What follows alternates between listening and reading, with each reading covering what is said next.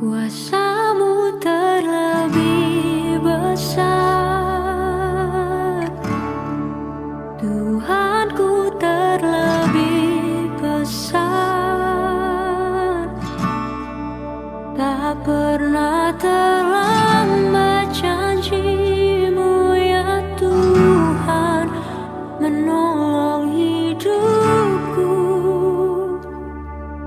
Oh, kuasamu terlebih besar, Tuhanku terlebih besar. Tak pernah terlambat janjimu ya Tuhan, pulihkan hidupku. Salam, selamat pagi. Kita sudah bangun, kita akan beraktivitas, namun sebelumnya kita akan merenungkan firman Tuhan. Kita berdoa. Bapa di surga, terima kasih. Kami sudah bangun, kami akan beraktivitas, namun sebelumnya kami akan merenungkan firman-Mu. Berkati hamba-Mu yang menyampaikan, berkati kami semua yang mendengarkan. Dalam nama Yesus kami berdoa. Amin. Kita akan merenungkan firman Tuhan yang terambil dari 1 Korinti pasal 9 ayat 22. Demikian firman Tuhan berkata bagi kita. Bagi orang-orang yang lemah, aku menjadi seperti orang yang lemah, supaya aku dapat menyelamatkan mereka yang lemah. Bagi semua orang, aku telah menjadi segala-galanya, supaya aku dapat mungkin memenangkan beberapa orang dari antara mereka. Saudaraku yang kekasih, Rasul Paulus sebagai rasul yang dipilih oleh Tuhan Yesus, suatu dia berangkat menuju Damsyik ataupun Damaskus, dia ditetapkan untuk memberitakan perbuatan-perbuatan Allah yang benar. Maka Rasul Paulus menemui beberapa kelompok manusia yang dia layani. Ada kelompok yang lemah, ada kelompok yang kuat, yang lemah dari segi ekonomi, tentunya yang lemah dari segi fisik, ada juga yang kuat dari segi ekonomi, ada juga kuat dari segi fisik. Tentunya itulah gambaran manusia yang ditemui oleh Rasul Paulus. Untuk menyatakan kuasa Allah kepada setiap kelompok, maka Rasul Paulus menyesuaikan dirinya dengan mereka. Jikalau dia bertemu dengan orang-orang yang lemah, maka dia juga membuat dirinya sebagai orang yang lemah. Jikalau dia bertemu dengan orang-orang yang kuat, maka dia juga membuat dirinya sebagai orang kuat.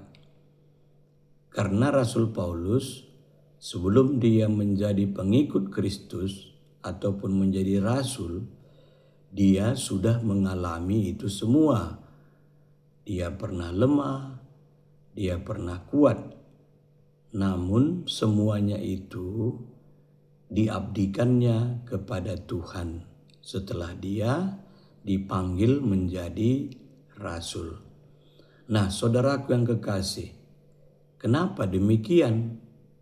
Karena tadi Rasul Paulus katakan, bagi semua orang aku telah menjadi segala-galanya.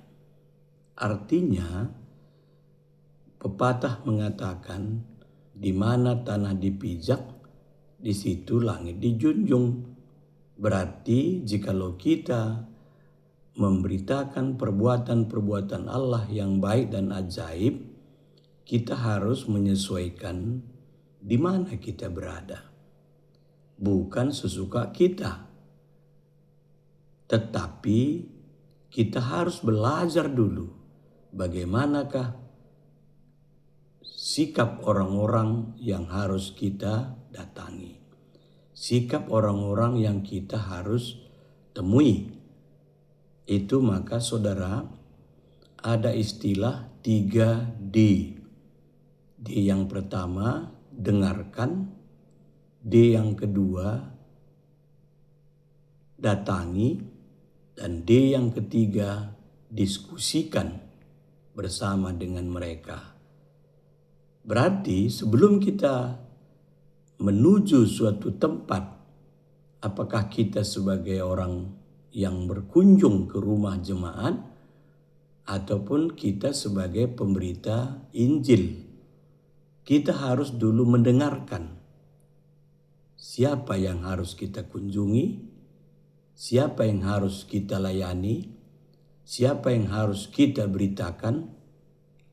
Tentunya kita sudah dapat dari informasi-informasi baik dari orang maupun dari tempat-tempat yang kita datangi itu sendiri. Maka setelah itu kita datangi, lalu kita diskusi ataupun istilahnya berbicara. Tentunya jikalau kita sebagai orang yang berkunjung, tentunya berbicara kepada mereka. Tentunya bicara kita pun, jikalau dia memang orang yang memang hidupnya serba kekurangan, maka kita tidak boleh menceritakan hal-hal yang berlebihan. Namun kita harus menceritakan bagaimana hidup ini supaya maju ke depan. Tentunya solusi yang harus kita berikan. Itulah namanya diskusi dengan mereka, berbicara dengan mereka. Demikian juga jikalau kita pergi misalnya untuk memberitakan perbuatan Allah ataupun ber-PI, tentunya kita harus dengarkan dulu dari orang lain. Siapa yang harus kita datangi? Bagaimana situasi daerah itu? Setelah itu baru kita datang dan kita berdiskusi dengan mereka. Untuk apa? Untuk kemajuan mereka. Tentunya kemajuan dari segi iman, kemajuan dari segi kehidupan. Itulah tugas tanggung jawab kita sebagai orang yang sudah dipilih menjadi hamba Tuhan. Saudaraku yang kekasih, Rasul Paulus sungguh luar biasa. Dia katakan tadi, supaya aku dapat menyelamatkan mereka. Berarti kehadiran Rasul Paulus di setiap kampung, di setiap kota, di setiap rumah tangga, tujuannya ialah menyelamatkan mereka. Tentunya menyelamatkan ini banyak pengertian. Menyelamatkan dari segi dosa, menyelamatkan dari segi keterpurukan. Tentunya kita sebagai orang yang sudah dipercayakan, diutus oleh Tuhan, kita harus menyelamatkan mereka agar mereka setia kepada Tuhan, dan dari segi ekonomi mereka akan meningkat. Itulah tujuan kita. Nah, saudaraku yang kekasih dalam nama Tuhan Yesus, dia katakan tadi, bagi semua orang. Berarti di sini Rasul Paulus bukan saja menemui satu kelompok, tapi berbagai-bagai kelompok. Namun dia menyikapi secara perbuatan-perbuatannya, yaitu sikap hidupnya, perkataannya. Dia tidak pernah mengucapkan kata-kata lebih tinggi daripada orang yang dia temui, orang yang dia datangi. Saudaraku yang kekasih, kita sebagai orang percaya, tentunya kita melihat bagaimana perjalanan kehidupan gereja kita, jemaat kita, yang konon katanya hari ini masih 40% yang hadir ke gereja. Kenapa?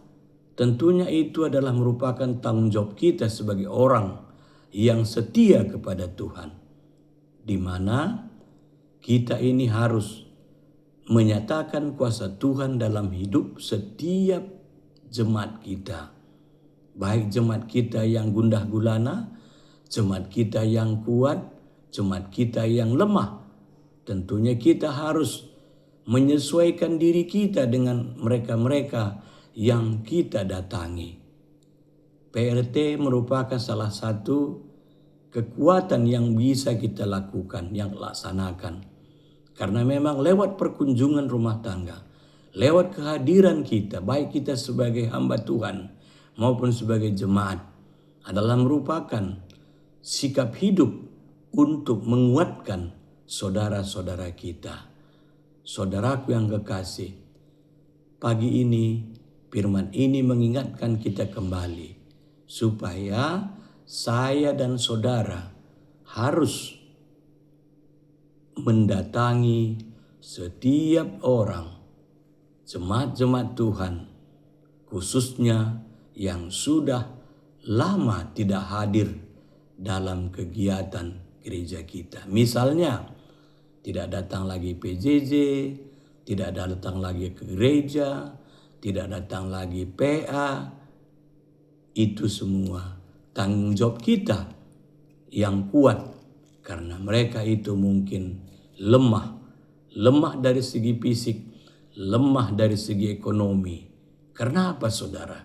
Karena pergumulan mereka begitu banyak. Anak sekolah, biaya hidup. Karena kita lihat bagaimana akhir-akhir ini ekonomi semakin serat, di mana tidak lagi sesuai pendapatan dengan pengeluaran. Siapa yang bertanggung jawab? Tentunya kita semua, khususnya yang kuat dari segi iman, yang kuat dari segi ekonomi. Kita harus mendatangi mereka, menguatkan mereka, mendorong mereka agar semangat iman mereka tumbuh kembali, sehingga mereka bisa menghadirkan diri dalam setiap kegiatan gereja kita. Selamat pagi, selamat berakhir pekan. Tuhan Yesus memberkati kita. Amin. Kita berdoa. Terima kasih Tuhan Yesus, kami sudah merenungkan firman-Mu. Kami percaya firman-Mu ini sungguh-sungguh menguatkan kami untuk melangkah lebih pasti. Ajar kami Bapa untuk mempedulikan saudara-saudara kami yang lemah. Kami akan menyatakan kuasa Tuhan lewat firman-Mu di setiap jemaat-jemaat yang kami datangi. Terima kasih pagi ini Bapak, kami berdoa untuk GBKP Runggun Cijantung. Berkati pendeta kami melayani dan keluarga. Berkati emeritus kami dan keluarga. Berkati pertua diaken kami dan keluarga. Berkati Saitun kami, berkati Mamre, Moria, Permata, KKR kami, dan juga guru-guru KKR. Berkati juga pergumulan GBKP Runggun Cijantung, jemaatnya yang sudah lama tidak hadir. Kami akan mengunjungi mereka supaya mereka hadir kembali. Berkati juga GBKP Kelasi Jakarta Kalimantan, dimanapun saat ini berada. Pagi ini kami akan beraktivitas, berkati apa yang kami kerjakan. Terpuji nama-Mu, ampunkan dosa kami dalam nama Tuhan Yesus yang sudah mengajar kami berdoa. Bapa kami yang di sorga, dikuduskanlah nama-Mu, datanglah kerajaan-Mu, jadilah kehendak-Mu di bumi seperti di sorga. Berikanlah kami pada hari ini makanan kami yang secukupnya, dan janganlah membawa kami ke dalam pencobaan, tetapi lepaskanlah kami daripada yang jahat. Karena Engkaulah yang punya kerajaan dan kuasa dan kemuliaan sampai selama-lamanya. Amin. Salam, selamat pagi.